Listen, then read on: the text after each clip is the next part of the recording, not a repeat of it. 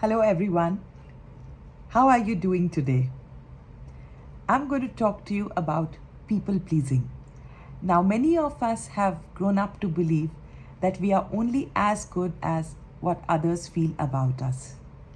While there are a lot of flattering terms for it, in simple terms, all it is people pleasing. When do you know it's people pleasing? When you do not feel good about yourself and yet you want to do something that makes the other person happy. When you do that, a part of you feels as though you are not being true to yourself. So, where does one learn that? Often in early childhood, where a mother's approval only came when the grades were good. A father probably looked at you happily when you did something good, but without that, there were a lot of admonitions. So, people pleasing is actually what is toxic, and while the other person may not be good for you, that's not in your hands.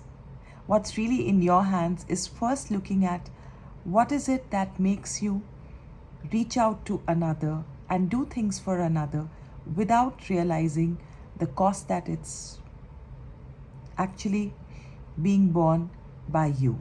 So, where are the origins of people pleasing? First is having a sensitive temperament.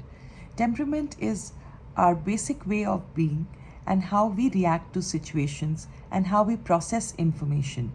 There's no good temperament or bad temperament, but yes, there is a helpful temperament and there is a temperament which can be a little unhelpful when it comes to our emotional well being and our mental health. So, if you are sensitive, what happens is your thoughts and your way of being may not be conducive to your mental health if you do not know how to manage it. I always say before branding something good or bad, think of a glass. It's beautiful, but it's fragile. So we take care when we drink water from a glass, right?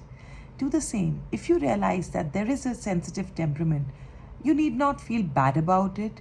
You need not try and change it. All you need to do is handle your way of thinking with a bit more care. Make sense? Second is, if you've grown up being rewarded for what others wanted, you can't help but people please. So berating yourself about it does not make sense. In my professional practice and in my personal life, I have seen that if people pleasing is a trait, what helps is subliming that energy. Charity, doing for the community are ways where actually we do things which are rewarding, but slowly what happens is that temperament of ours, highly sensitive, and that tendency to feel rewarded when we do for others gets channelized in a way that we feel larger than life, we feel happy, and we feel joyous.